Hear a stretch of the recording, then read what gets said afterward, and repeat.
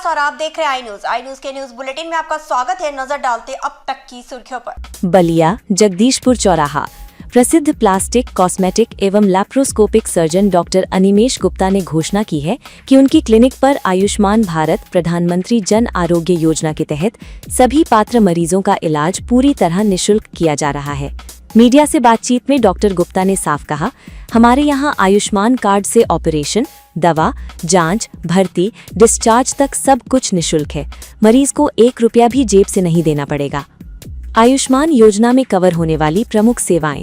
Doctor Animesh Gupta के यहाँ general surgery से लेकर एडवांस्ड कॉस्मेटिक प्रक्रियाएं तक आयुष्मान कार्ड से उपलब्ध है।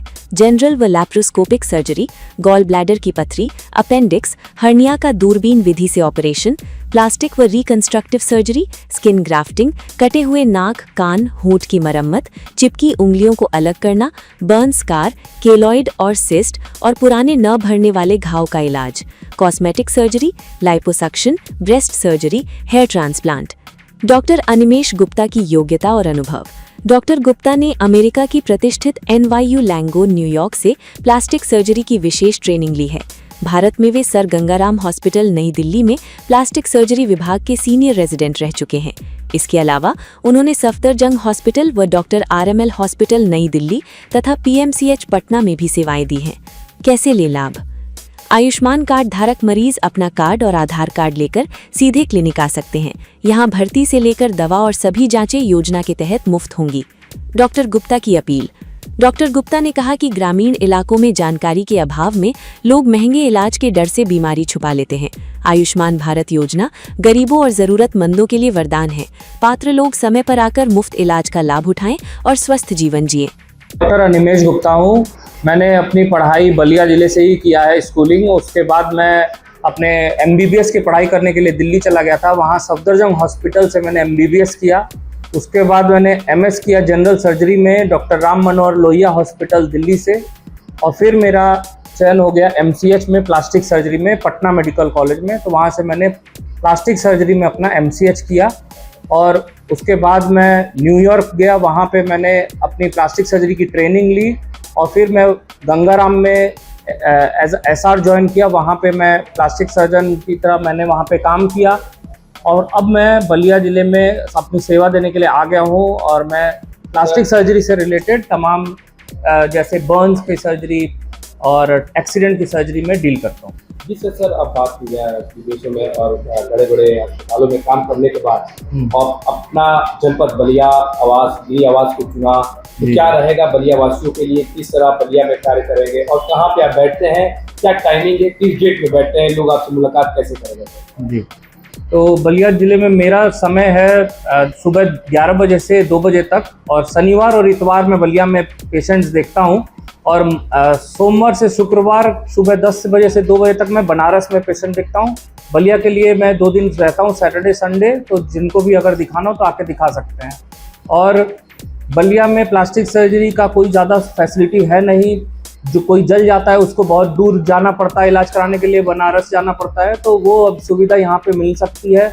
यहाँ पे अपना मरीज ऑपरेशन करा सकते हैं, अपना इलाज करा सकते हैं। अब दूर कहीं जाने की ज़रूरत नहीं है।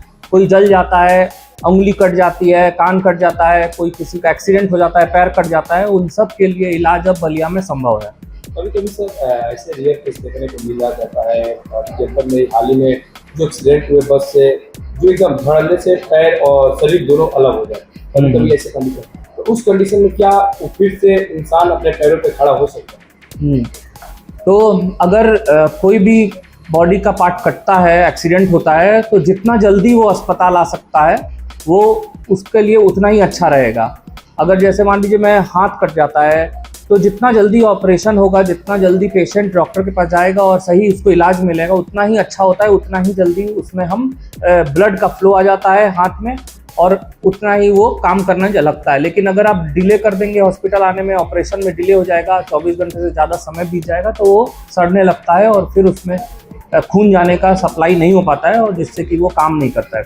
तो सर आपने कितने लोगों को जिंदगी को फिर से सुनहरा मौका दिया? मैंने अभी तक का जो मेरा सफ़र है, 11 साल हो गया मुझे सर्जरी करते हुए।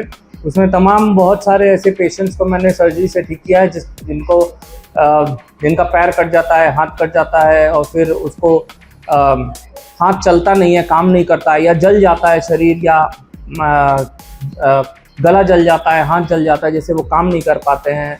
कुछ पेशेंट मैंने ऐसे ट्रीट किए जिनका गला जलने से मुंह खुला है और खुला ही रहता है, वो बंद नहीं हो पाता है। फिर हाथ जल जाता है तो वो कोई भी काम नहीं कर पाते उस हाथ से।